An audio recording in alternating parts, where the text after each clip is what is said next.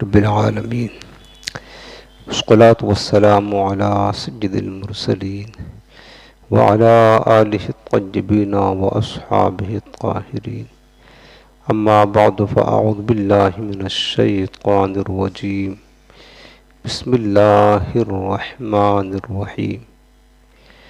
لم یکن الذین کفروا من اہل الکتاب والمشرکین منفکین حتی تأتیہم البینہ، رسول من اللہ یتلو صحفا مطہرہ فیہا کتب قیمہ الی آخر السورۃ۔ آمنت باللہ صدق اللہ العظیم وبلغنا رسولہ النبی الکریم الرؤوف الرحیم۔ اللہم رب اشرح لی صدری ویسر لی امری واحلل عقدۃ من لسانی یفقہوا قولی۔ رسول کریم رؤوف الرحیم علیہ افضل الصلاۃ والتسلیم ارشاد فرماتے ہیں،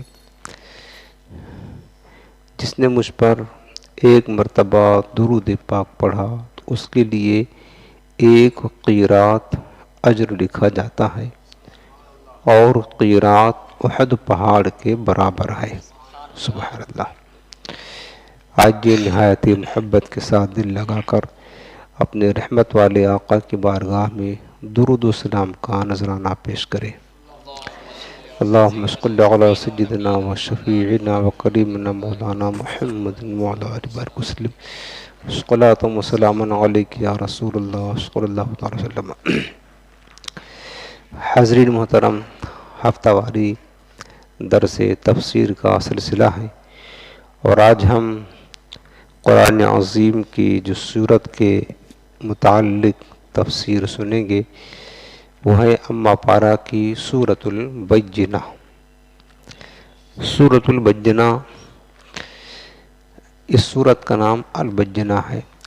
جمہور مفسرین کے نزدیک یہ سورت مدنی ہے، لیکن حضرت عبداللہ بن عباس رضی اللہ تعالی عنہ کی ایک روایت کے مطابق یہ سورت مکی ہے۔ بینہ کسے کہتے ہیں؟ البینہ کے معنی ہوتا ہے حجت واضحہ، انتہائی صاف واضح دلیل کو بینہ کہتے ہیں، روشن دلیل کو بینہ کہتے ہیں۔ چونکہ اس صورت میں بینہ کا لفظ موجود ہے پہلی آیت میں، اس مناسبت سے اس صورت کا نام سورۃ البینہ رکھا گیا، اور آگے ہم بتاتے ہیں کہ یہاں پر بینہ سے مراد کیا ہے۔ اس صورت کے جو فضائل بیان کیے گئے حدیث پاک میں، وہ حضرت انس بن مالک رضی اللہ تعالیٰ عنہ سے روایت ہے کہ حضور نبی کریم صلی اللہ علیہ وسلم نے حضرت ابی بن کعب رضی اللہ تعالیٰ عنہ سے فرمایا کہ مجھے اللہ تعالیٰ نے حکم دیا ہے کہ میں تمہارے سامنے سورۃ البینہ کو پڑھوں۔ تو حضرت ابی بن کعب نے عرض کیا کہ یا رسول اللہ، کیا اللہ تعالیٰ نے میرا نام لیا ہے؟ تو آپ نے فرمایا کہ ہاں۔ یہ سن کر حضرت ابی بن کعب کی آنکھوں میں آنسو آ گئے، یعنی اللہ تعالیٰ کی بارگاہ میں ان کا یہ مقام، چونکہ آپ قرآن کی قرأت کے قاری تھے اور بڑے عظیم صحابی تھے، بڑے احسن انداز میں، خوبصورت لب و لہجہ میں قرآن کی تلاوت کیا کرتے تھے۔ بلکہ حضرت عمر فاروق اعظم نے پہلی مرتبہ جب تراویح کی جماعت باقاعدہ شروع کی، چونکہ حضرت عمر سے پہلے باقاعدہ رمضان میں تراویح کی جماعت نہیں ہوتی تھی، پہلی مرتبہ شروع کی، تو اس میں جو امام مقرر کیا تراویح پڑھانے کے لیے، فرض تو آپ ہی پڑھاتے تھے، اور تراویح کے لیے حضرت ابی بن کعب کو مقرر کیا تھا۔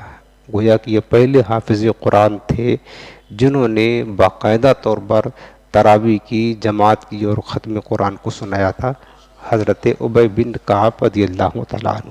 پھر اس دور سے یہ سلسلہ الحمدللہ چلا آتا رہا ہے اور آج تک جو ہے نا یہ سنت جاریہ قائم ہے۔ دوسری فضیلت تفسیر ابن کثیر میں ایک حدیث پاک لکھی ہے اور بڑی عظیم فضیلت ہے، اس کو آپ یاد رکھیں تو انشاءاللہ تعالی اس صورت کو پڑھیں گے تو بڑا لطف آئے گا۔ رسول کریم صلی اللہ علیہ وسلم نے ارشاد فرمایا کہ اللہ تعالیٰ جب کسی بندے سے سورہ بینہ کی تلاوت سنتا ہے کوئی بندہ جب وہ اس سورت کی تلاوت کرتا ہے تو اللہ تعالیٰ فرماتا ہے کہ میرے بندے خوش ہو جا، مجھے میری عزت کی قسم تجھے جنت میں ایسا مقام عطا فرماؤں گا کہ تو راضی ہو جائے گا۔ اور دوسری روایت کے الفاظ یہ ہیں کہ اللہ تعالیٰ فرماتا ہے کہ اے میرے بندے تو خوش ہو جا، مجھے میری عزت کی قسم میں تجھے دنیا اور آخرت کے احوال میں سے کسی بھی حال میں نہیں بھولوں گا، اور تجھے جنت میں ایسا ٹھکانہ عطا کروں گا کہ تو راضی ہو جائے گا۔ سبحان اللہ۔ تو گویا کہ یہ صورت اگر آپ تھوڑا بڑی ہے، زبانی نہ یاد کر سکیں تو دیکھ کر ایک بار تو 2-4 منٹ لگے گا، پڑھ لیا کرے کہ اس صورت کے پڑھنے والے کو اللہ تعالیٰ بے پناہ پسند فرماتا ہے۔ اور جو آپ نے فضیلت سنی کہ اللہ خود فرماتا کہ میرے بندے تو خوش ہو جا، میں تجھے ہر جگہ یاد رکھوں گا اور جنت میں تجھے ایسا ٹھکانہ عطا کروں گا کہ تو راضی ہو جائے گا۔ اس عظیم صورت کا مقام یہ ہے۔ اس پوری صورت میں شروع سے لے کر آخر تک جو مضامین بیان ہوئے ہیں اس کا مرکزی مضمون یہ ہے کہ اس صورت میں یہودیوں، عیسائیوں اور مشرکین کا نبی کریم صلی اللہ علیہ وسلم کے تعلق سے جو نظریہ تھا وہ بیان کیا گیا ہے کہ حضور علیہ السلام کے تعلق سے ان کے نظریات کیا تھے۔ دوسری چیز جو بیان کی گئی ہے وہ یہ کہ اس صورت میں بتایا گیا ہے کہ یہودیوں کا، نصرانیوں کا اور مشرکین کا عقیدہ اور ان کا دین باطل اور جھوٹا ہے۔ تیسری چیز بتائی گئی ہے کہ تمام اعمال میں اخلاص کی بڑی اہمیت ہے، اللہ کی بارگاہ میں وہی عمل قبول ہوتا ہے جو صرف اس کی رضا کی خاطر کیا جائے، اخلاص ہو۔ اور آخری میں یہ بتایا گیا ہے کہ کافروں کا ٹھکانہ جہنم ہے، اور کافر تمام مخلوق میں بدترین مخلوق ہے، اور مومنین کا ٹھکانہ جنت ہے، اور مومنین اللہ کی تمام مخلوقات میں انتہائی بہترین مخلوق ہیں۔ اب ہم سورت کی ابتدا کرتے ہیں۔ بسم اللہ الرحمن الرحیم۔ اللہ کے نام سے شروع جو نہایت مہربان رحم فرمانے والا۔ لم یکن الذین کفروا من اہل الکتاب والمشرکین منفکین حتی تأتیہم البینہ۔ فرمایا کہ کافر، اہل کتاب میں سے جو کافر تھے وہ اور مشرکین اپنے دین کو چھوڑنے والے نہ تھے جب تک کہ ان کے پاس کوئی بینہ، کوئی روشن دلیل نہ آ جائے۔ یعنی جو اہل کتاب سے مراد کون ہے پتہ ہے؟ اہل کتاب سے مراد یہودی اور نصرانی ہیں، یہودی اور عیسائی، چونکہ یہ کسی پیغمبر کو مانتے تھے اور کسی کتاب پر، توریت و انجیل پر ایمان رکھتے تھے۔ اس مناسبت سے قرآن عظیم میں جگہ بجگہ اہل کتاب سے خطاب بھی کیا گیا ہے، تو جہاں بھی اہل کتاب بولا جائے گا وہ آپ سمجھ جانا اس سے مراد یہودی اور نصرانی دونوں ہیں۔ تو اللہ پاک نے فرمایا کہ اہل کتاب میں سے جو کافر تھے وہ اور جو مشرک تھے وہ، ان دونوں نے تہیہ کر لیا تھا کہ ہم اپنے دین کو چھوڑنے والے نہیں ہیں جب تک کہ ہمارے پاس کوئی روشن دلیل نہ آ جائے۔ اور روشن دلیل کیا ہے؟ خود آگے اللہ نے فرمایا، اس کی تفسیر فرمائی کہ رسول، وہ روشن دلیل جس کا انتظار کر رہے تھے وہ اللہ کا رسول، محبوب کبریا ہے، نبی آخر الزمان۔ یہ حضور علیہ السلام اللہ تعالیٰ کی انتہائی روشن دلیل ہے۔ حضور کی ذات اقدس خود واضح ترین روشن دلیل ہے۔ چونکہ بات یہ تھی نا کہ حضور علیہ السلام کے دنیا میں تشریف لانے سے پہلے یہ تمام لوگ، یہودی، نصرانی اور مشرکین، یہ سب کے سب اس انتظار میں تھے کہ ہم اپنا دین اس وقت تک نہ چھوڑیں گے جب تک کہ نبی آخر الزمان تشریف نہ لائیں، چونکہ انہوں نے حضور علیہ السلام کی صفات تو پرانی کتابوں میں لکھی ہوئی تھی، اور اہل کتاب تو پڑھا کرتے تھے باقاعدہ حضور کی صفات، اور مشرکین نے سن کر کے جو اہل کتاب انتظار کرتے تھے کہ نبی آخر زبان تشریف لائیں گے تو ہم جو ہے نا ان کے دین کو قبول کر لیں گے۔ اسی طرح جو مشرکین تھے عرب کے، انہوں نے بھی یہی سوچا تھا کہ آخری نبی آئیں گے، پیغمبر آئیں گے تو ہم اپنا دین چھوڑ کر ان کے دین کو اختیار کر لیں گے۔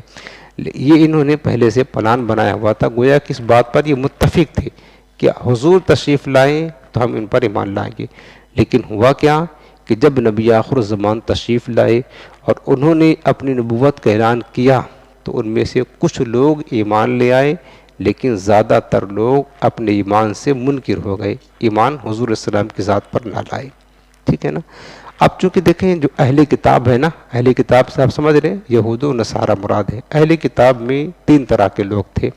ایک تو وہ لوگ تھے کہ جو حضور کی بعثت سے پہلے حضور پر ایمان رکھتے تھے، اللہ کے آخری نبی مانتے تھے، مومن تھے، اور حضور تشریف لے آئے تو حضور السلام پر ایمان لے آئے۔ اور ایسے لوگوں کے بارے میں ہم نے حدیث پاک میں بتایا تھا کہ دگنا اجر ملنے کا، ایک اپنے نبی پر ایمان لانے کا اور ایک نبی آخر الزمان پر ایمان لانے کا۔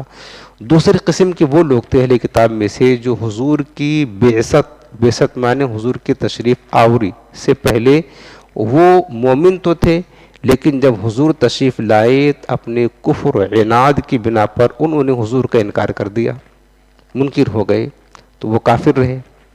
تیسرے قسم کے لوگ وہ تھے کہ جو کیا کہتے ہیں کہ حضور کی بعثت سے پہلے بھی کافر تھے اور حضور کے تشریف لانے کے بعد بھی کافر رہے۔ تو یہاں پر انہی لوگوں کا ذکر ہے کہ اہل کتاب میں سے جو کافر تھے، لم یکن الذین کفروا من اہل الکتاب، اہل کتاب میں سے جو کافر تھے وہ والمشرکین، اور جو مشرکین تھے، اور مشرکین سے مراد بت پرست ہیں، ستارہ پرست ہیں، اللہ کے سوا کسی کی عبادت کرنے والے کو مشرک کہتے ہیں، یہ اپنے دین کو چھوڑنے والے نہ تھے حتیٰ تأتیہم البینہ، یہاں تک کہ ان کے پاس کوئی روشن دلیل آئے۔ اس کے بعد اب روشن دلیل کی تفسیر بتائی جا رہی ہے کہ رسول من اللہ، وہ روشن دلیل جس کا یہ انتظار کر رہے تھے وہ اللہ کی طرف سے ایک رسول ہے۔ وہ رسول سے مراد نبی آخر الزمان محمد مصطفیٰ صلی اللہ علیہ وسلم کی ذات اقدس ہے۔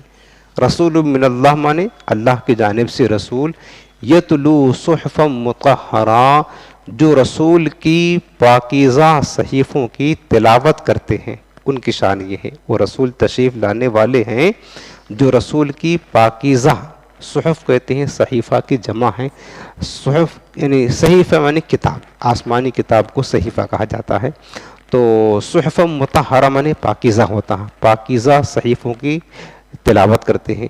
چونکہ رسول پاک کی شان کیا ہے؟ رسول اقدس صلی اللہ علیہ وسلم کی شان یہ ہے کہ یہ جو ہمارا قرآن ہے نا، یہ قرآن سابقہ یعنی گزشتہ تمام کتابوں کا مضمون اس قرآن کے عظیم اندر موجود ہے۔ گویا کہ جس نے اس قرآن کو پڑھ لیا، سمجھ لیا، وہ یوں سمجھ لے کہ اس نے ساری آسمانی کتابوں کو پڑھ لیا، تمام صحیفوں کا مضمون اس میں جمع ہے۔ قرآن عظیم کی شان یہ ہے، اور یہ کتاب پاکیزہ ہے، اس طرح کی ہر قسم کی ملاوٹ سے، ہر طرح کے عیب سے، خرافات سے، خرابیوں سے، ہے نا، کمی ذاتی سے قرآن عظیم پاک ہے، چونکہ اللہ کا کلام ہے۔ اب رسول پاک کی شان کیا ہے کہ رسول پاک جو ہے نا قرآن کو، یہاں پر صحفن سے مراد جو ہے نا قرآن ہے، چونکہ قرآن میں تمام صحیفوں کا مضمون موجود ہے، اس وجہ سے اس کو جمع فرمایا گیا۔ تو حضور کی صفت یہ بتائی جا رہی ہے کہ وہ رسول جو روشن دلیل بن کر تشریف لائیں گے وہ اللہ کی کتاب قرآن کی تلاوت کریں گے۔ دیکھیں ایک بات یہاں پر اور آپ کو بتا دوں کہ حضور السلام جو قرآن کی تلاوت کرتے ہیں نا، تو حضور کا قرآن کی تلاوت کرنا معجزہ ہے۔ ہم بھی قرآن کی تلاوت کرتے ہیں، ہمارا تلاوت کرنا معجزہ نہیں ہے۔ کیوں؟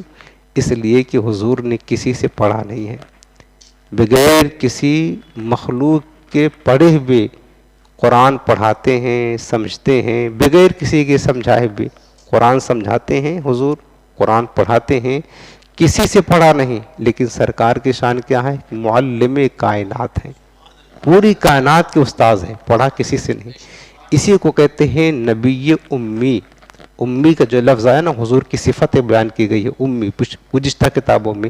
امی کا معنی یہ نہیں تھا کہ ان پڑھ، نہیں، امی کا معنی ہوتا ہے کہ وہ ذات جو بغیر کسی کے پڑھے ہوئے، کسی سے علم حاصل نہیں کیا، لیکن کائنات کی خبریں دیتا ہے، کائنات کو پڑھاتا ہے، کائنات کا استاذ ہے، معلم ہے، اس کو امی کہا جاتا ہے۔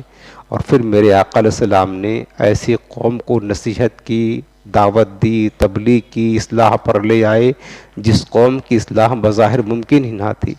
اب دیکھیے کہ حضور نے کسی سے نہیں پڑھا اس دنیا میں، لیکن سرکار کی شان کیا تھی کہ عرب کا، اور جب حضور کلام فرماتے نا فصاحت و بلاغت کے موتی لٹاتے تھے، اور عرب میں ایسے بڑے بڑے فصحاء بلغاء جو فصاحت کے ماہر لوگ تھے، استاد تھے، بڑے بڑے ماہر لوگ تھے عربی دان، وہ حضور السلام کے کلام کے آگے اپنے کلام کو ہیت سمجھتے تھے۔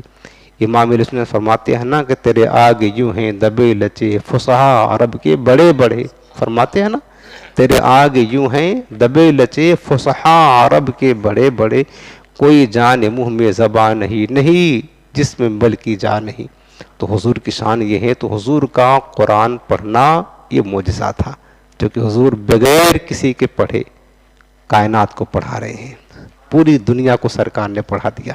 اور آج جو علماء اور نائبین حضور کے پڑھا رہے ہیں، یہ کس کا صدقہ ہے، کس کا فیض ہے؟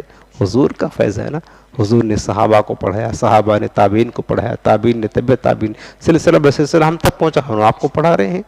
تو یہ حضور کا تو فیض ہے نا، پوری دنیا حضور کی شاگرد ہے، اور حضور صرف رب کے شاگرد ہے۔ الرحمن علم القرآن، رحمان نے محبوب کو قرآن پڑھایا، کہ کسی نے پڑھا۔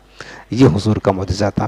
فرمایا کہ رسول من اللہ، اللہ کے رسول ہیں، یتلو صحف مطہرہ، جو پاکیزہ کتابوں کی کتاب کی تلاوت کرتے ہیں، فیہا کتب قیمہ، اور اس قرآن میں سیدھی عدل و انصاف کی باتیں لکھی ہوئی ہیں۔ اس قرآن میں بالکل سیدھی اور عدل و انصاف کی باتیں لکھی ہوئی ہیں۔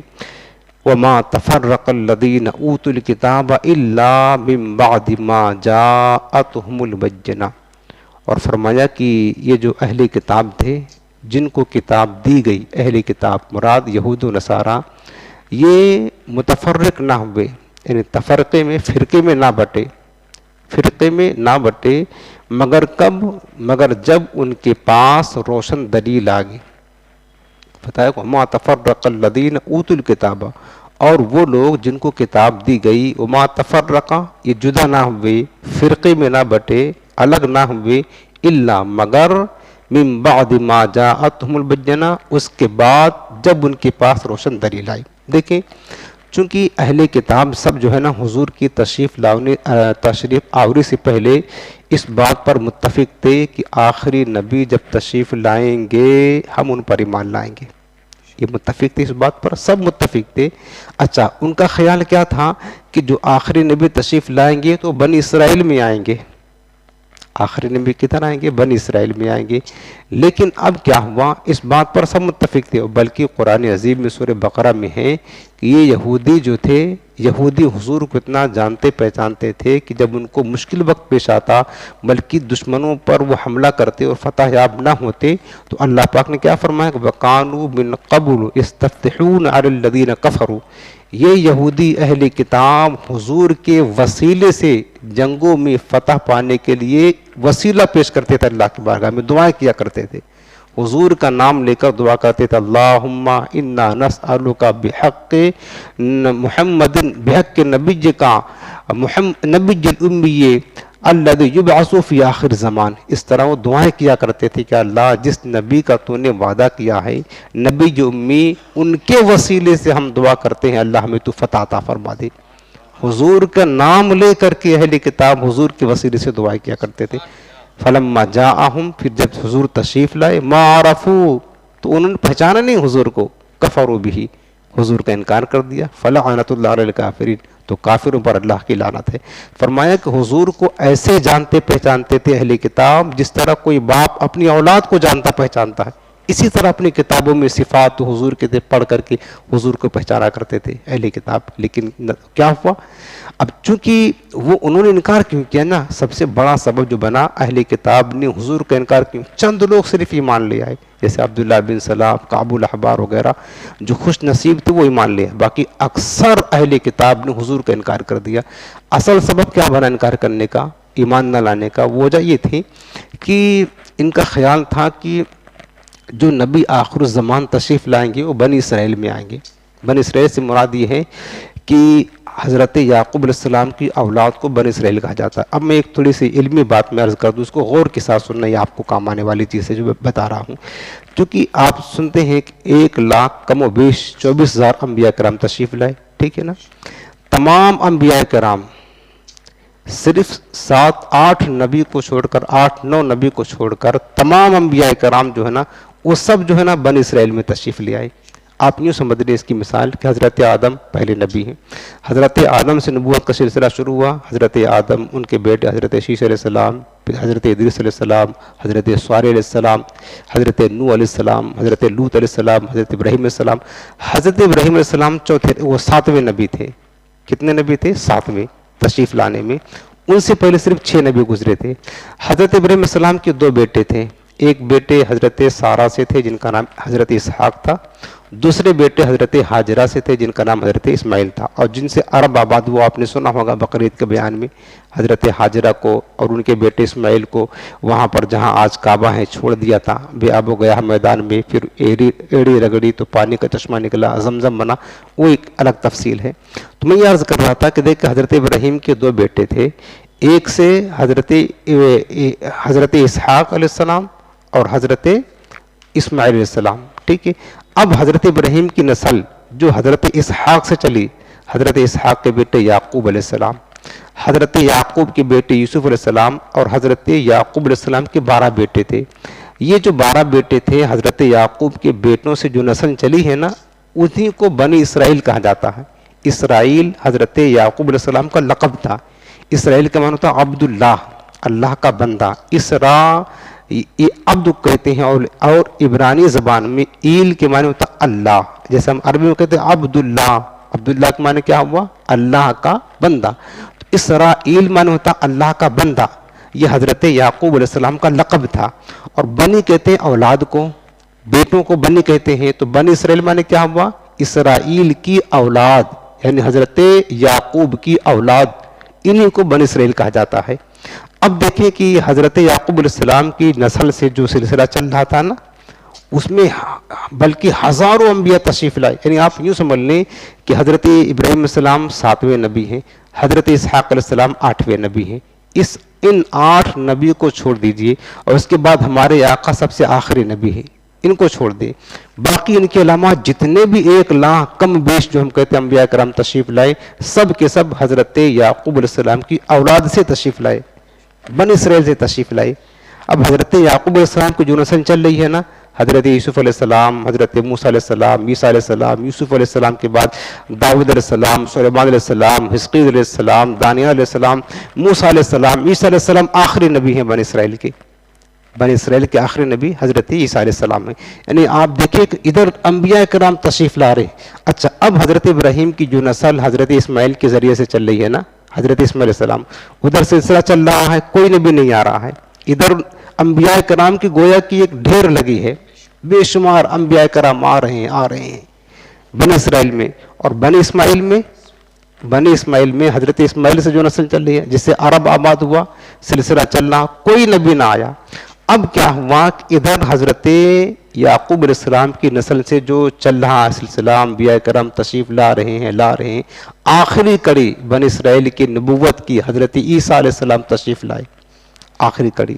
اور حضرت عیسیٰ علیہ السلام کے بعد پھر 500 برس کے بعد امام الانبیاء تشریف لائے، آخری نبی. اب سمجھ رہے نا؟ تو ان اہل کتاب بنی اسرائیل، ان کا خیال کیا تھا کہ نبوت بنی اسرائیل کے ساتھ خاص ہے.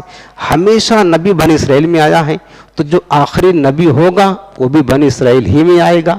سمجھ رہے اس بات کو نا؟ جو آخری نبی ہوگا وہ کس میں آئے گا؟ بنی اسرائیل ہی میں آئے گا. اب کیا ہوا کہ ادھر جو حضرت اسماعیل علیہ السلام سے نسل چلتی جا رہی تھی، کوئی نبی نہ آیا، اور ادھر ہزاروں انبیاء آئے. اب جب ادھر بنی اسرائیل سے نبوت کا سلسلہ ختم ہو گیا تو بنی اسماعیل میں اللہ کے آخری نبی تمام نبیوں کے امام بن کر کے تشریف لے آئے، جو تمام نبیوں کے سردار. بتائیں اب وہ کدھر آ گئے؟ بنی اسماعیل میں آ گئے.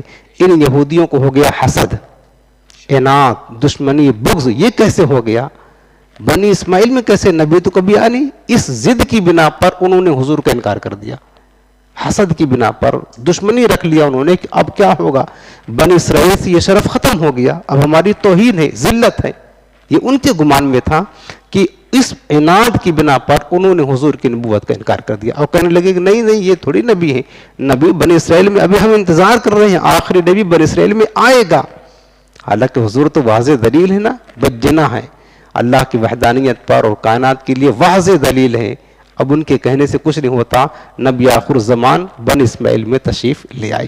تو یہاں پر اللہ نے یہ بات فرمائی کہ دیکھو اہل کتاب تو پہلے اس بات پر متفق تھے، کس بات پر کہ آخری نبی آئیں گے تو ہم ان پر ایمان لے آئیں گے، لیکن کیا ہوا؟ وَمَا تَفَرَّقَ الَّذِينَ أُوتُوا الْكِتَابَ، اور اہل کتاب فرقوں میں نہ بٹے مگر کب؟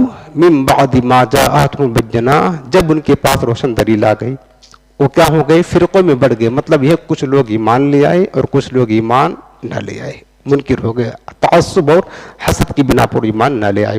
بلکہ حدیث پاک میں ہے، میرے آقا کریم اسلام نے فرمایا ہے کہ یہودی 71 فرقوں میں بٹے تھے، 71 عیسائی 72 فرقوں میں بٹے تھے، اور میری امت سب سے آگے نکل گئی، 73 فرقوں میں بڑھ جائے گی اور بڑھ جائے گی۔ اور فرمایا میرے آقا نے کلہم فی النار الا واحدہ، سارے جو فرقے ہوں گے نا میری امت میں 73 میں سے 72 جہنم میں جائیں گے، ایک فرقہ جنت میں جائے گا۔ قیل من یا رسول اللہ، پوچھا حضور وہ جنتی فرقہ کون ہوگا؟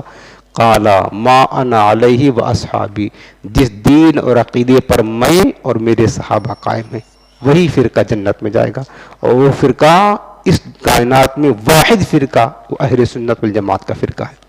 اب اس کے عقیدے کو دیکھ لیں اور صحابہ کا عقیدہ ملا لیں، سیم عقیدہ ہے جو ہمارے علماء بعض اوقات آپ کو بتاتے رہتے ہیں۔ اس کے علاوہ کوئی بھی فرقہ صحابہ کے عقیدے سے اتفاق نہیں کرتا، یہ میرا دعویٰ ہے، گارنٹی ہے، میں دکھا سکتا ہوں اس بات کو۔ اور ہمارا جو اہل سنت والجماعت کی جو جماعت ہے نا، اس جماعت کے ایک ایک عقیدے کو دیکھ لے اور صحابہ کے عقیدے کو دیکھ لے، سیم میچ کھاتا ہے صحابہ کا عقیدہ اہل سنت کا۔ یہی دین، یہی جماعت، یہی مسلک اہل سنت جو صحابہ کے دین اور نظریات پر قائم ہے، اور اسی کے بارے میں آقا نے جنت کی بشارت دی تھی کہ یہی ناجیہ ہیں، باقی سب ناریہ فرقہ۔ الحمدللہ ہم اس پر قائم ہیں اور اللہ سے دعا کرتے ہیں کہ اللہ ہماری نسلوں کو بھی اہل سنت پر قائم رکھے، کسی بدعقیدہ بد مذہبوں کے دام فریب میں ہرگز نہ پھنسے۔ مارکیٹ میں نئے نئے فتنے آئے ہیں، آتے رہیں گے۔ ہمارے بزرگوں نے کیا فرمایا پتہ ہے؟ فرمایا دیکھو تمہاری گاڑی پرانی ہو جائے نئی گاڑی لے لینا، گھر پرانا ہو جائے چینج کر لینا، جوتے پرانے ہوں دوسرا لے لینا، کپڑے پرانے ہوں نئے کپڑے لے لینا، جو پرانا ہو سب چینج کر دینا، لیکن تمہارا دین پرانا ہو تو مارکیٹ میں نئے نئے دین آتے ہیں چائنا سے، اس کو نہ چینج کرنا، اپنا پرانا دین ہی رکھے رہنا۔ لوگ دھوکہ کھا جاتے ہیں نا نجازاہن پرستی پر، اگر کچھ عقل دانش ہے چمکتا جو نظر آئے وہ سب سورا نہیں ہوتا۔ یہ مت سمجھو کوئی کرا قرآن کی آیت نمبر 15 سورت نمبر 18 پہ کوئی حدیث number page number 1 volume number 3، یہ مت دیکھنا یہ حدیث فلاں بخاری ہے تھی مسلم میں مشکات، نہ اس سے دھوکہ مت کھانا۔ یہ سب نئے نئے دین مارکیٹ میں آ رہے ہیں، تو یہ کوئی سامان نہیں ہے کہ آپ پرانا ہو گیا ہمارا دین چھوڑ دو، نہ، دین پرانا ہی بہتر ہے، باقی سب نیا لے لو لیکن دین ہمیشہ پران رکھنا۔ پرانے دین ہی میں خیر ہے، نئے دین میں تباہی کے سوا کچھ بھی نہیں ہے۔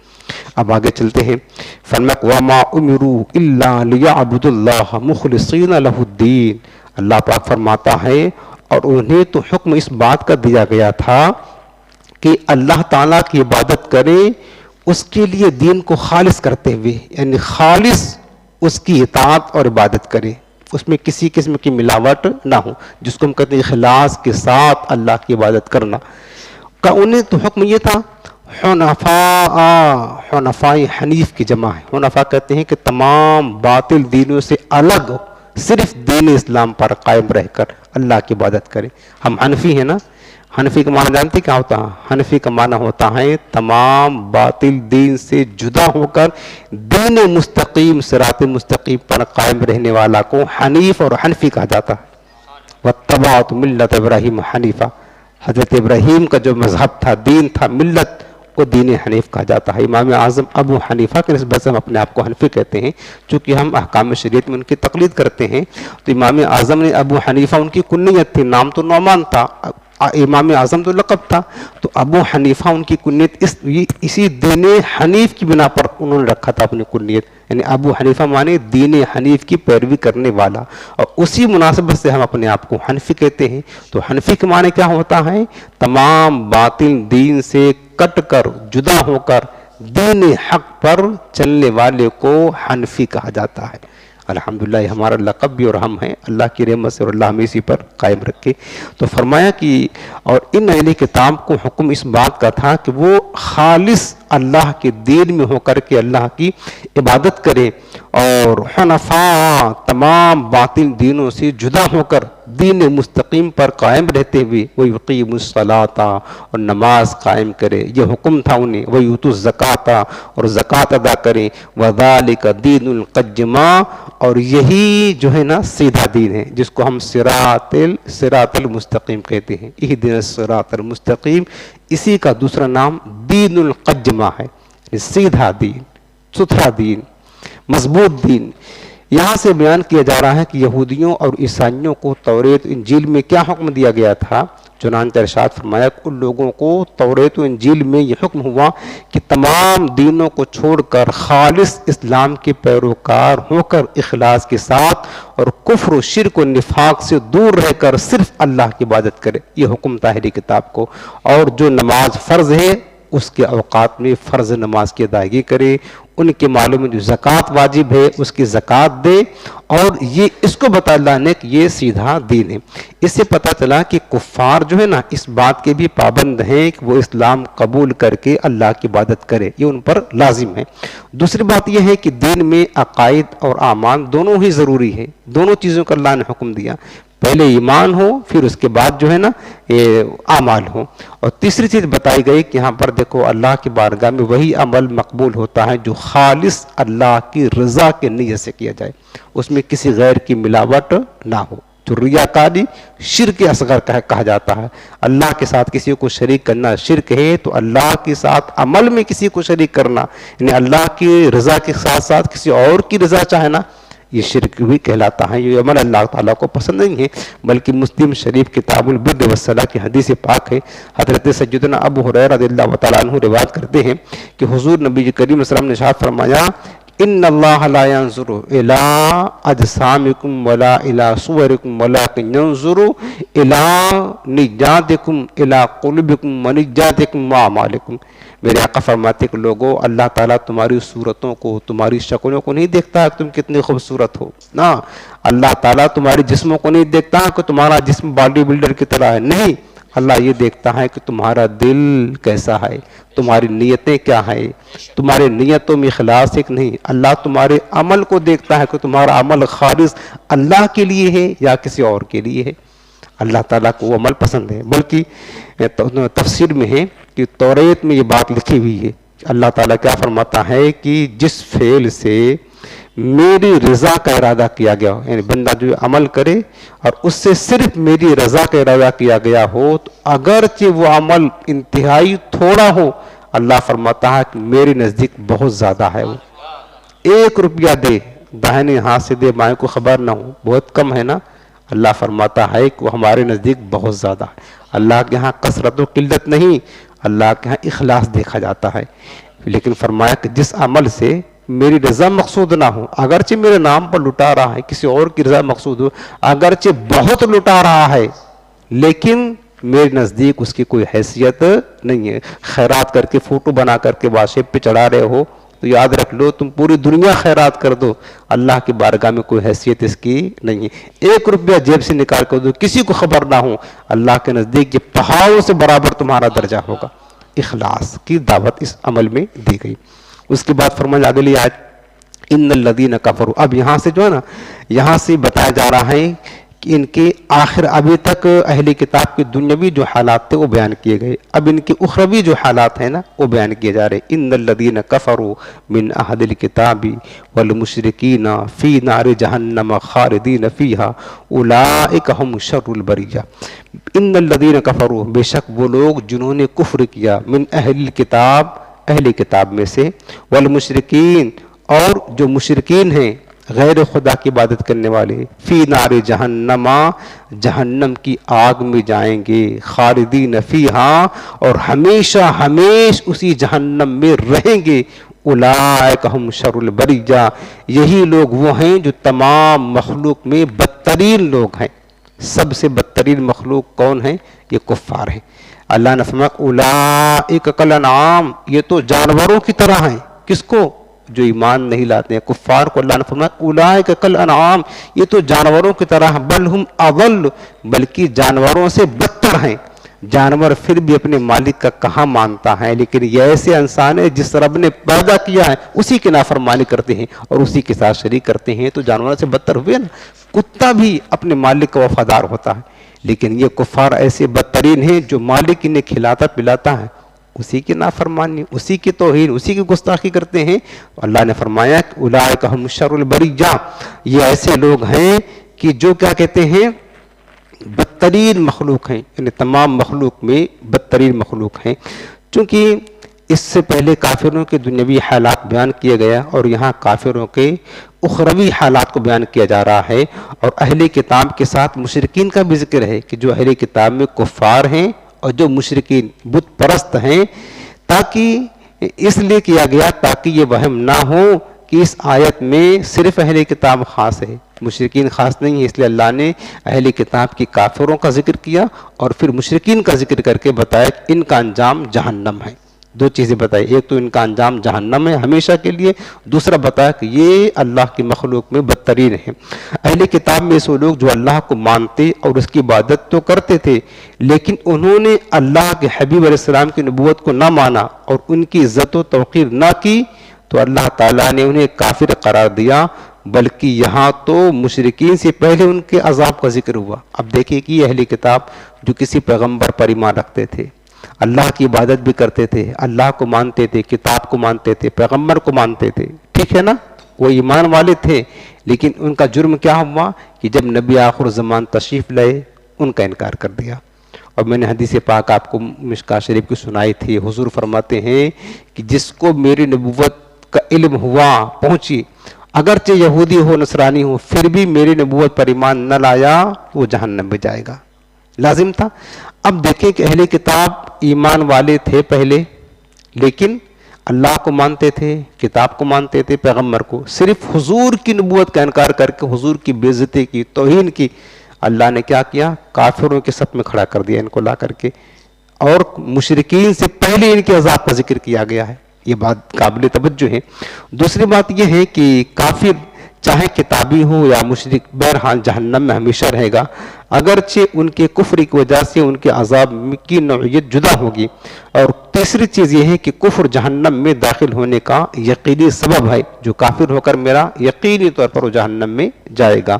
اور چوتھی چیز یہ ہے کہ کافر اگرچہ کتنی ہی بڑی خدمات انجام دے، وہ جو ہے نا بدتر ہی ہے۔ دو چیز بتایا نا، اولئک ہم شر البریہ، یہ اللہ کی تمام مخلوق میں بدترین مخلوق ہیں۔ اللہ کے سوا ہر شے مخلوق ہے، بلکہ جانور بھی اللہ کی مخلوق ہے نا، ان میں بھی یہ بدترین ہیں، یعنی سب سے بدتر مخلوق یہ کافر ہیں اور مشرک ہیں۔ اس آیت میں دیکھیں نا کفار کے عذاب کا ذکر فرمایا ہے، اور اگلی آیت میں مومنین کے اجر و ثواب کا ذکر فرمایا۔ پہلے کفار کے عذاب، پھر مومنین کے اجر و ثواب کا ذکر فرمایا، تاکہ مومنین اللہ کے عذاب سے ڈر کر گناہوں کو ترک کرتے رہیں۔ کفار کی وعیدوں میں دو چیزوں کا ذکر فرمایا۔ پہلی چیز کیا فرمایا کہ وہ دوزخ میں ہمیشہ رہیں گے، اور دوسری چیز فرمایا کہ وہ تمام مخلوق میں بدترین ہیں۔ اب دیکھیں ایک بات خاص اہم عرض کرتا ہوں، اگر کوئی بندہ ساری عمر نماز نہ پڑھے اور نماز کا انکار نہیں کرتا ہے، نماز کو فرض جانتا ہے، ساری زندگی نماز نہ پڑھے، اس کو کافر نہیں کہا جائے گا، مسلمان ہے، تکفیر نہیں کی جائے گی۔ لیکن اگر کوئی بندہ ساری عمر میں صرف ایک مرتبہ حضور پاک کے ایک بال مبارک کی توہین کر دے، فوراً اس کی تکفیر کی جائے گی، کافر کہا جائے گا۔ سمجھ رہے ہیں نا؟ ایک بندہ ساری زندگی نماز نہیں پڑھتا ہے، وہ کافر نہیں، لیکن کوئی بندہ ساری عمر میں صرف ایک مرتبہ حضور کے منہ اقدس ایک بال کی توہین کر دے، علماء فرماتے وہ بندہ کفر میں چلا گیا، کافر ہو گیا۔ اہل کتاب کا جرم یہی تھا، جرم ہی تھا۔ اس سے معلوم ہوا کہ اللہ تعالیٰ کو اپنی عبادت اتنی عزیز نہیں جتنی نبی کی عزت و حرمت پیاری ہے، چونکہ اللہ نے ان اہل کتاب کے عذاب کا ذکر پہلے کیا۔ اور یہ کیا کرتے تھے؟ اللہ کو مانتے تھے، اللہ کے پیغمبروں پر ایمان رکھتے تھے لیکن مانتے نہیں تھے تو حضور کو نہیں مانتے تھے، حضور کی بے توقیری کرتے تھے۔ اور مشرکین کو دیکھو کہ مشرکین اللہ کے ساتھ شرک کرتے تھے، یہ بہت بڑا ظلم ہے، ان الشرک لظلم عظیم ہے، شرک بڑا ظلم ہے۔ اور مشرکین کا دوسرا گناہ کیا تھا کہ وہ فرشتوں کو اللہ کی بیٹیاں کہتے تھے، وہ کہتے تھے کہ الملائکۃ بنات اللہ، فرشتے اللہ کی بیٹیاں ہیں، اللہ کی بیٹیاں کہہ کر اللہ کی توہین کرتے تھے، وہ بھی توہین کرتے تھے۔ لیکن ان کے عذاب کا ذکر بعد میں اللہ نے کیا۔ وہ جو اہل کتاب حضور کی توہین کرتے تھے ان کے عذاب کا ذکر پہلے کیا، کیوں؟ یہ بتانے کے لیے کہ میرے نزدیک میری توہین کرنا یہ بہت بڑی توہین ہے، لیکن میرے محبوب کی کوئی توہین کرے یہ اس سے بڑی توہین ہے، اس کے عذاب کا ذکر پہلے کیا ہے۔ اب ایک چیز اور بھی یاد رکھ لیں کہ دیکھیں کہ ان آیتوں میں اللہ نے پہلے کفار کا عذاب بیان فرمایا جو نبی اکرم علیہ السلام کی بے توقیری کرتے تھے، پھر ان کا عذاب بیان فرمایا جو شرک کرتے تھے اور اللہ تعالیٰ کی بے عزتی کرتے تھے۔ اس سے ظاہر فرمایا کہ اللہ تعالیٰ کے نزدیک زیادہ موجب غضب یہ چیز ہے کہ اس کے رسول کی توہین کی جائے، اس لیے اہل کتاب کے عذاب کا ذکر پہلے ہوا۔ پھر آگے فرمایا کہ اب ان کی جزا بیان کی جا رہی ہے کہ جزاؤہم عند ربہم، نہیں یہ آیت کریمہ ہو گئی اولئک هم شر البریہ، یہ اللہ کی مخلوق میں بدترین لوگ ہیں۔ پھر جزاؤہم ان الذین آمنوا، اب ان کافروں کے عذاب کا ذکر کر کے ایمان والوں کے اجر و ثواب کا ذکر ہو رہا ہے۔ ان الذین آمنوا وعملوا الصالحات، بے شک وہ لوگ جو ایمان لائے اور نیک عمل کیا، ایمان کے ساتھ نیک عمل یعنی مومنین صالحین، ان کے بارے میں اللہ نے فرمایا اولئک هم خیر البریہ، یہ اللہ کی مخلوق میں سب سے بہترین لوگ ہیں۔ اب دیکھیں ایمان اور اعمال صالحہ کرنے والوں کو اللہ نے کیا فرمایا؟ اللہ کی مخلوق میں سب سے بہترین ہے۔ دو چیزیں فرمائی نا، اللہ کی مخلوق میں سب سے بہترین، اب اللہ کے سوا ہر شے اللہ کی مخلوق ہے۔ اور میں نے لکھا ہے اس میں ایک تفصیل ہے، تفصیل یہ ہے کہ دیکھیں کچھ فرشتے ہیں جو معصوم ہوتے ہیں، کبھی گناہ نہیں کرتے ہیں۔ فرشتوں میں کچھ کیا ہیں کہ رسول ہیں، رسول چار بڑے فرشتوں کا نام معلوم ہے، حضرت جبرائیل، حضرت میکائیل، اسرافیل اور اسرائیل علیہ السلام۔ یہ چار بڑے فرشتوں جو معصوم ہیں ان کا مقام بہت بلند ہے، لیکن جو بشر میں انسانوں میں رسول ہے نا، انسانوں میں جو رسول ہیں ان کا مقام ان چار بڑے فرشتوں سے بڑھ کر ہے۔ اللہ کی ساری مخلوق میں سب سے بڑا مقام رسولان نظام کا ہے، انبیاء کرام کا ہے، ان چار بڑے فرشتوں سے بڑھ کر ان کا مقام ہے۔ اب دوسرے آ جائیں کہ مومنین کا مقام کیا ہے، تو علماء نے فرمایا ہے کہ چار بڑے فرشتے ہیں، ان کا مقام مومنین صالحین سے بلند ہے، مومنین صالحین سے ان کا مقام بلند ہے۔ اس کے علاوہ جتنے فرشتے ہیں ان چاروں بڑوں جو رسول ملائکہ کہا جاتا ہے، ان کو چھوڑ کر جتنے فرشتے ہیں ان سے بڑا مقام اولیاء اور علماء کا ہے، مومنین صالحین کا ہے۔ اللہ کی مخلوق میں فرمایا اولئک هم خیر البریہ، مومنین صالحین کے بارے میں اللہ نے فرمایا کہ یہ تمام مخلوق میں سب سے بہترین ہیں، تو تمام مخلوق میں فرشتے آ گئے۔ تو لیکن اب چونکہ جو رسول ملائکہ ہیں نا ان کی عزت بہت بلند ہے، ان کو چھوڑ کر باقی جتنے فرشتے ہیں ان سب سے بڑا مقام مومنین صالحین اولیاء اور علماء کا ہے۔ علماء نے اس پر تفصیل لکھی، باقی جو گناہ گار ہیں، گناہ گار مومن ہیں تو ان کا مقام کچھ بھی نہیں ہے، ان سے بڑا فرشتوں کا مقام ہے، ان سے بڑا عام جو ملائکہ ہے نا عام، ان کا مقام بلند ہے۔ اور کیا کہتے ہیں کہ جو گناہ گار مومنین ہیں ان کا مقام نیچے ہے، لیکن جو صالح نیک مومنین متقی ہیں جن کو اولیاء اور صالحین کہا جاتا ہے، علماء اور صالحین کہا جاتا ہے، ان کا مقام یقیناً فرشتوں سے بہت بلند ہے۔ اس پر اب آپ دیکھیں کہ حدیث پاک میں ہے کہ حضرت ابو ہریرہ رضی اللہ عنہ سے روایت ہے کہ حضور نبی کریم السلام نے فرمایا کہ فرشتوں کا اللہ کے نزدیک جو مرتبہ ہے کیا تم اس پر تعجب کرتے ہو؟ اس ذات کی قسم جس کے قبضے قدرت میں میری جان ہے، قیامت کے دن بندے مومن کا جو اللہ کے نزدیک مرتبہ ہوگا وہ فرشتوں کے مرتبے سے ضرور بہت زیادہ عظیم ہوگا۔ حضور فرماتے ہیں کہ اللہ کی بارگاہ میں ایک بندے مومن کا مقام فرشتوں سے بہت زیادہ بلند اور بڑھ کر کے ہوگا۔ اور پھر میرے آقا فرماتے اگر تم چاہو تو یہ آیت کریمہ پڑھ لو، خود رب نے فرمایا ہے کہ جو ایمان والے ہیں مومنین و صالحین ہیں اولئک هم خیر البریہ، یہ اللہ کی مخلوق میں سب سے بلند ہیں۔ اس کے بعد طبیان القرآن میں تفسیر در منصور کے حوالے سے حدیث پاک لکھی ہے کہ حضرت ام المومنین سیدہ عائشہ صدیقہ رضی اللہ تعالی عنہ بیان کرتی ہیں کہ میں نے عرض کیا کہ یا رسول اللہ، اللہ کے نزدیک تمام مخلوق میں سب سے زیادہ کون مکرم اور معظم ہے؟ میرے آقا نے فرمایا کہ عائشہ، کیا تم نے یہ آیت نہیں پڑھی؟ اولئک ہم خیر البریہ، جو ایمان والے مومنین صالحین ہیں یہ اللہ کی مخلوق میں سب سے بہترین لوگ ہیں، ان کا مقام بلند ہے۔ اب دیکھو کہ جو مومنین کا مقام فرشتوں سے بلند ہے نا، علماء نے اس کی مطلب وجہ لکھی ہے۔ علماء نے کیا لکھا دیکھیں، تمام فرشتوں نے حضرت آدم کو سجدہ کیا۔ حضرت آدم بشر ہیں، پہلے بشر ہیں، سجدہ ان کو کیا گیا۔ اللہ تعالیٰ نے بعض فرشتوں کو انسان کی خدمت پر معمور کیا ہے۔ حضرت جبریل علیہ السلام انبیاء پر وحی لاتے ہیں، حضرت میکائیل انسانوں کے لیے رزق فراہم کرتے ہیں، حضرت عزرائیل علیہ السلام لوگوں کی روحیں نکالتے ہیں، ملائکہ سجاحین جو فرشتے گھومتے ہیں اللہ کے ذکر کو، جو اللہ کے بندے ذکر اللہ کرتے ہیں وہ ذکر اللہ اللہ کے پاس لے کر کے جاتے ہیں۔ کچھ فرشتے ایسے ہیں جو مومنین نبی کریم کی بارگاہ میں درود پڑھتے ہیں تو درود پاک حضور کی بارگاہ میں لے جا کر کے پہنچاتے ہیں، اور کچھ فرشتے ان مومنین کے نیک اعمال کو لکھتے ہیں اور کچھ فرشتے کرامن کاتبین جن کو کہا جاتا ہے، کچھ فرشتے جو ماں کے رحم میں صورتیں بناتے ہیں، تقدیریں لکھتے ہیں، کچھ فرشتے ایسے ہیں جو شب قدر میں نازل ہوتے ہیں اور جبریل امین کے ساتھ آتے ہیں اور عبادت کرنے والوں کے لیے سلام پڑھتے ہیں، ان پر سلام پڑھتے ہیں۔ تو علماء فرماتے ہیں ان کے علاوہ مومنین صالحین کے لیے اور بہت سی خدمات ہیں جو فرشتے ادا کرتے رہتے ہیں، خدمت انجام دیتے رہتے ہیں۔ اس مناسبت سے فرشتوں سے بڑا مقام مومنین اور صالحین کا ہے۔ اور سب سے بڑی بات آخرت میں جب بندے مومن جنت میں جائیں گے نا، اللہ فرشتوں سے فرمائے گا، فرشتوں یہ میرے مومن بندے آئے ہیں، جاؤ تم ان کی بارگاہ میں سلام پیش کرو۔ فرشتے آئیں گے اور کیا کہیں گے؟ جو قرآن نے فرمایا کہ ملائکۃ یدخلون علیہم من کل باب سلام علیکم بما صبرتم۔ فرشتے مومنین کے پاس داخل ہوں گے تو کہیں گے اے ایمان والو تم پر سلام ہو۔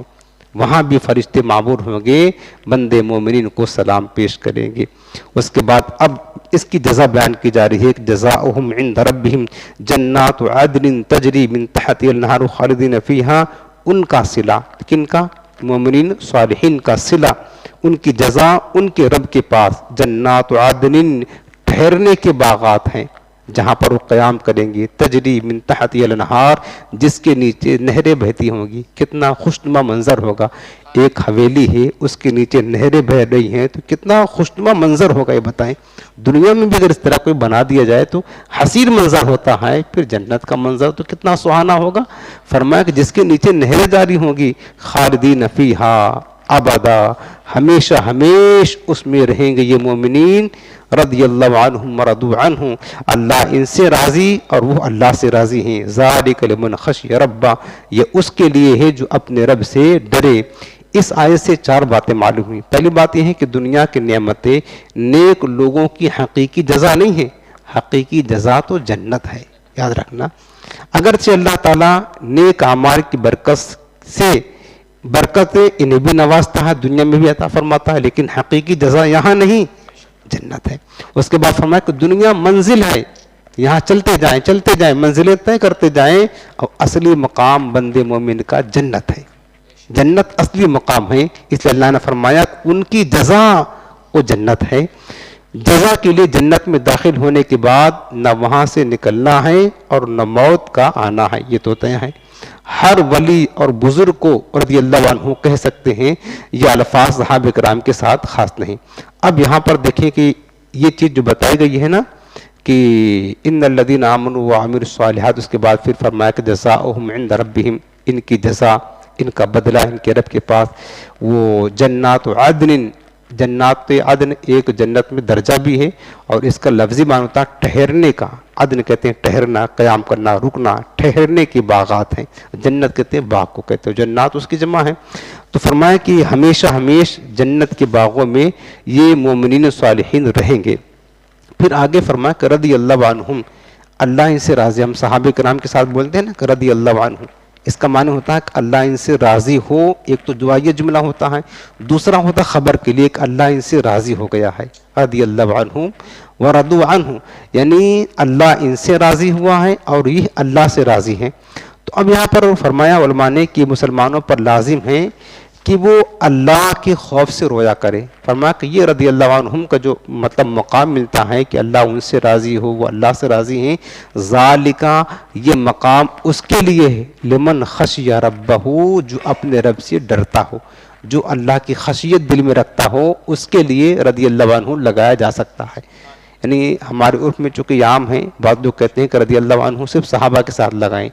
قرآن کا جو مزاج ہے نا، اسلوب ہے، وہ بتایا کہ ہر وہ بندے مومن جس کے دل میں اللہ کی خشیت ہو، اس کے لیے اللہ نے خود فرما کر دی اللہ عنہ، اللہ ان سے راضی ہے تو ان کے ساتھ رضی اللہ تعالیٰ عنہ لگا سکتے ہیں، کوئی حرجہ نہیں۔ صحابہ کرام کے ساتھ خاص نہیں ہے کہ صرف صحابہ کرام کے ساتھ نہیں، بلکہ اولیاء کے ساتھ ہم کہتے ہیں غوث پاک رضی اللہ عنہ، امام اعظم ابو حنیفہ رضی اللہ تعالیٰ عنہ لگا سکتے ہیں، قرآن نے اجازت دی ہے۔ یعنی ہر اس بندے کے لیے جو اللہ سے خشیت رکھتا ہو، اللہ سے ڈرتا ہو، اس کے لیے رضی اللہ عنہم یہ لگا سکتے ہیں۔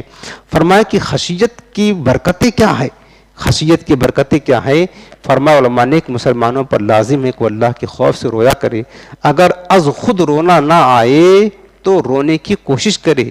اس کا طریقہ یہ ہے کہ بندہ کس طرح کوشش کرے گا کہ اللہ تعالیٰ نے جو انعام دیا ہے، انعامات احسانات ہمارے اوپر کیا ہے، ان احسانات کو یاد کرے، پھر اپنے گناہوں کے متعلق سوچے کہ اللہ اتنا کرم نوازیہ فرما اور ہم اللہ کتنی نافرمانیاں کر رہے ہیں۔ یہ اگر انعامات اور احسانات اللہ کی یاد کریں گے اور اپنی کوتاہیاں یاد کریں گے، پھر آپ کو ندامت ہوگی، پھر جب ندامت ہوگی تو آنسو گریں گے۔ یہ آپ تنہائی میں بیٹھ کر کے دیکھ لیجئے گا، آزما لیجئے گا، یہ ضرور ہوگا۔ اللہ کی کرم نوازی یاد کرے کہ اللہ نے ہم جیسے نالائق کو اپنے محبوب کا غلام بنا دیا۔ انبیاء کرام تمنا کرتے تھے اللہم اجعلنی من امت احمد، حضرت موسیٰ علیہ السلام دعا کرتے تھے، حضرت ابراہیم علیہ السلام دعا کرتے تھے مولا مجھے اپنے آخری نبی کو امتی بنا دیا، نبی ہو کر امتی، اور ہم نے کبھی نہیں مانگا، رب نے بن مانگے مجھے یہ نعمت دی، اس سے بڑی اور کیا نعمت چاہیے ہمیں، آپ بتائیں۔ کسی کافر کے گھر پیدا کر دیتا تو ہم کیا کرتے؟ اس سے بڑی نعمت اور انعامات احسانات اللہ کا کیا ہوگا؟ ان احسانات کو یاد کرے، پھر اپنے کوتاہیاں، اپنے گناہ، اپنی نافرمانی، میرا رب ہمیں اتنا نواز رہا ہے پھر بھی ہم نافرمانی، تو اس طرز کو اختیار کریں گے تو آپ کو ندامت آئے گی، جب ندامت ہوگی تو پھر آنسو گریں گے، اور یہی آنسو اللہ کو بہت پیارے ہوتے ہیں، اور جب تک جو اللہ کی خشیت سے روتا ہے پھر اللہ تعالیٰ اسے جنات و عدن کا مقام تک پہنچا دیتا ہے۔ اور ترمذی شریف کی حدیث پاک میں ہے، حضرت ابو ہریرہ رضی اللہ عنہ سے روایت ہے کہ رسول اللہ صلی اللہ علیہ وسلم نے فرمایا کہ وہ شخص دوزخ میں داخل نہ ہوگا جو اللہ کے خوف سے رویا ہو، حتیٰ کہ دودھ تن میں لوٹ جائے، اور اللہ کی راہ میں پڑنے والا غبار اور دوزخ کا دھواں یہ دونوں جمع نہیں ہوں گے۔ جو بندہ راہ خدا میں جاتا ہے، سفر کرتا ہے، جیسے آپ آئے ہیں یہاں اپنے گھر سے، دکان سے چل کر، تو گرد و غبار آپ کے جسم پر پڑیں گے تو اس جگہ جہنم کی آگ اثر نہیں کرے گی۔ اور دوسری حدیث پاک جامع ترمذی کی ہے، حضرت ابن عباس بیان کرتے ہیں کہ رسول اللہ صلی اللہ علیہ وسلم نے فرمایا کہ دو آنکھوں کو دوزخ کی آگ نہیں چھوئے گی، ایک وہ آنکھ جو اللہ کے خوف سے روتی ہو، اور دوسری وہ آنکھ جس نے اللہ کے راستے میں پہرا دیتے ہوئے رات گزار دی ہو۔ تو اور آپ کو بات میں نے بتا دی کہ مومنین صالحین کو پہلے اللہ نے یہ انعام عطا فرمایا، ان کو دائمی یعنی ہمیشہ کی جنتیں عطا کی، اس کے بعد سب سے بڑا انعام یہ فرمایا کہ اللہ تعالیٰ ان سے راضی ہو گیا، اور یہ اللہ تعالیٰ کا مومنین پر جو انعام ہے یہ جنت سے بڑا انعام ہے، وہ کیا ہے؟ اللہ کی رضا مل گئی۔ بخاری شریف کی حدیث پاک میں ہے، حضرت ابو سعید خدری رضی اللہ عنہ سے روایت ہے کہ رسول اللہ صلی اللہ علیہ وسلم نے فرمایا کہ اللہ تعالیٰ اہل جنت سے فرمائے گا، اے اہل جنت، وہ کہیں گے اے ہمارے رب ہم حاضر ہیں اور تیری اطاعت کے لیے تیار ہیں، ہر قسم کی خیر تیرے ہاتھوں میں ہے۔ اللہ تعالیٰ فرمائے گا کیا تم راضی ہو گئے؟ وہ کہیں گے ہمیں کیا ہوا مولا، ہم تجھ سے راضی نہ ہوں، اے ہمارے رب ہم تجھ سے راضی ہیں۔ ہم تجھ سے راضی ہیں، تو نے ہمیں وہ کچھ عطا کیا جو اپنی مخلوق میں کسی کو عطا نہیں کیا۔ اللہ تعالیٰ فرمائے گا کیا میں تمہیں اس سے زیادہ افضل چیز نہ عطا کروں؟ وہ کہیں گے ہمارے رب اس سے افضل چیز اور کیا ہو سکتی ہے؟ اللہ سبحانہ فرمائے گا میں تم پر اپنی رضا حلال کرتا ہوں اور میں اس کے بعد تم سے کبھی بھی ناراض نہ ہوں گا۔ یہ اللہ تعالیٰ کی جنت سے بڑی نعمت ہے، اللہ کی رضا۔ کاش ہمیں اپنے رب کریم کی رضا حاصل ہو جاتی۔ بندہ جو ہے نا جسم اور روح کا مجموعہ ہوتا ہے، بندہ جسم اور روح کا مجموعہ ہے۔ جسم کی جنت جنت الفردوس ہے، جنات عدن ہے، جنات النعیم ہے، اور روح کی جنت رب کریم کی رضا ہے۔ سمجھ رہے ہیں نا؟ روح کی جنت کیا ہے؟ رب کی کاش ہم سب کو نصیب ہو جائے اپنے قریب رب کی رضا۔ بندے پر ابتدائی انعام جنت ہے اور انتہائی انعام اس کی رب کی رضا ہے۔ پہلے اللہ جنت دے گا، اور جنت تو خود ہی اللہ کی رضا کی مظہر ہے یار، اللہ کی رضا کا مظہر جنت ہے، لیکن اب اس کے بعد اصل اپنی رضا دے گا، میرے بندے میں کبھی تجھ سے ناراض نہ ہوں گا، جا۔ یہ سب سے بڑی نعمت ہے۔ پھر اللہ تعالیٰ اپنا دیدار عطا فرمائے گا۔ اللہ تعالیٰ بس ہمیں اپنی رضا عطا فرمائے، اور بس ہمیں قرآن عظیم کے حکام پر عمل کی توفیق عطا فرمائے، قرآن کے نور سے ہم سب کو روشن معمور فرمائے، آمین بجاہ نبی کریم۔